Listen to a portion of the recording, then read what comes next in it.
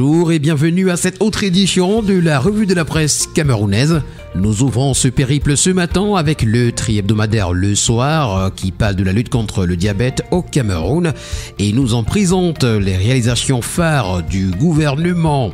Au cours de la déclaration de presse faite par le ministre de la Santé publique, c'était hier, le docteur Manaouda Malachi a souligné que la commémoration de la Journée mondiale du diabète doit résonner comme une interpellation collective de tous les acteurs pour réduire la charge du diabète sur la qualité de vie de nos populations.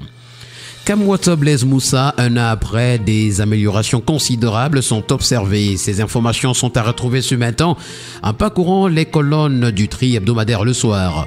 Le quotidien Le Jour pour sa part ce matin parle de nécrologie. Il s'appelait Moïse Moundi.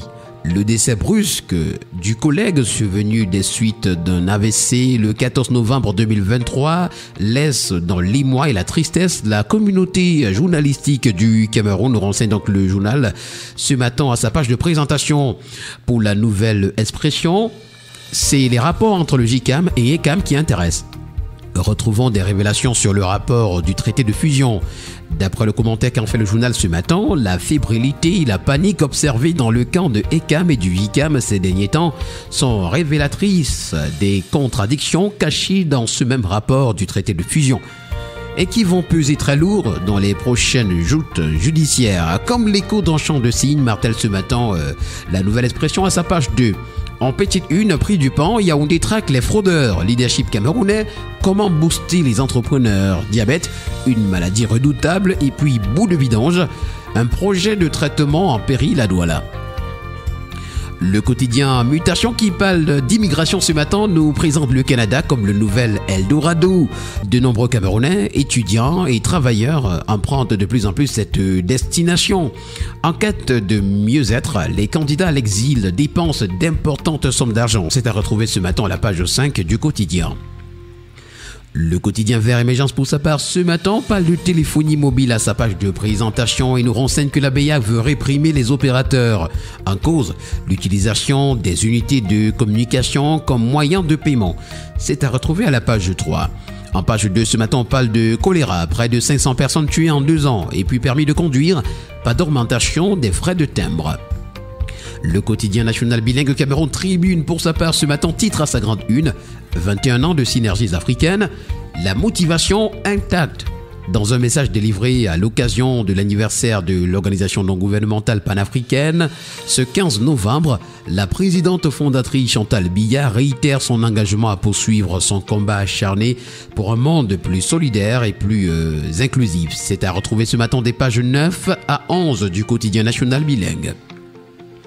Le quotidien L'économie ce matin s'intéresse à la coopération Union européenne OEACP, un nouveau cadre de coopération pour les 20 prochaines années, nous renseigne le journal.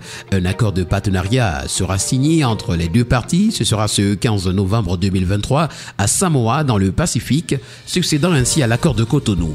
Alamine Ousmane Mey, ministre de l'économie, de la planification et de l'aménagement du territoire, procédera à la signature pour le compte du Cameroun. C'est à retrouver cette information au complet à la page 3. Le journal à caractère satirique, Le Popoli pour sa part ce matin, titre à sa grande une, l'impatience voilée de Popol Fils, le dauphin sort la tête du sac. Et puis en pied de une politique, comment la présidence affaiblit le cavalier de Mada. Le quotidien L'Info à chaud pour sa part ce matin, s'agissant de solde des personnels du MinSanté, nous présente l'overdose de bonus. Le ministre de la Santé publique invite des personnels de ses services à reverser le trop perçu, conséquence d'une erreur matérielle glissée dans le traitement de la solde. L'information, vous l'aurez en page 3. Pour le journal Innovation, on s'intéresse à l'élection du bureau de l'Ordre national des médecins du Cameroun. Retrouvons les inquiétudes du docteur Rodolphe Fonkois. Les différents candidats ont rencontré hier le secrétaire général de la primature, Séraphin Fouda. Dr Fonkois trouve que des irrégularités dénoncées depuis le départ n'ont pas été corrigées. L'élection est pourtant prévue le 9 décembre prochain. L'hebdomadaire Expression économique ce matin, s'agissant de finances publiques, nous renseigne que le ministre des Finances démocratise l'accès aux données budgétaire. Pour le quotidien ce matin, s'agissant de l'aménagement des voiries, l'exemple qui vient de Yaoundé 6 nous est présenté.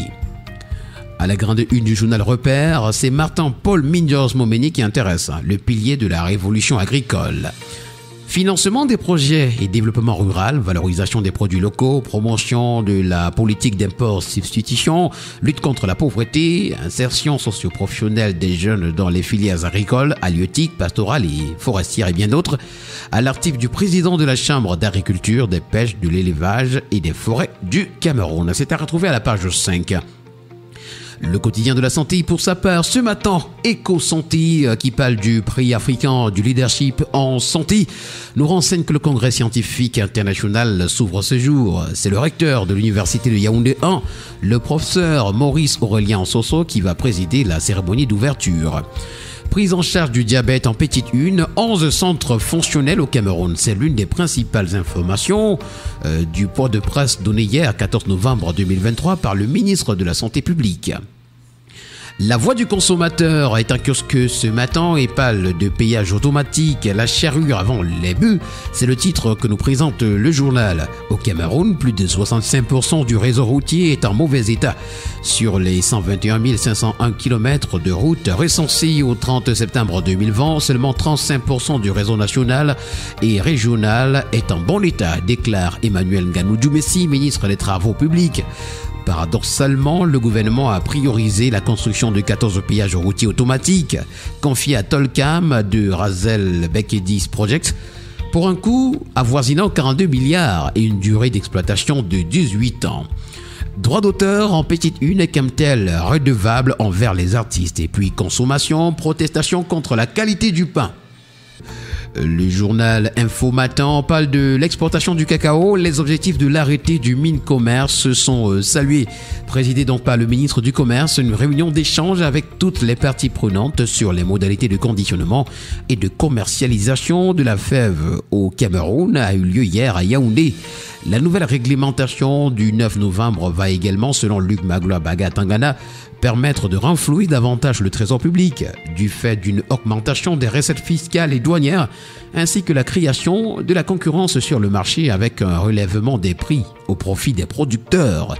L'information au complet ce matin, mesdames et messieurs, est à retrouver des pages 2 à 3. Le reporter hebdo ce matin pour sa part nous renseigne s'agissant de Yaoundé capitale insalubre que Luc Messi est incompétent.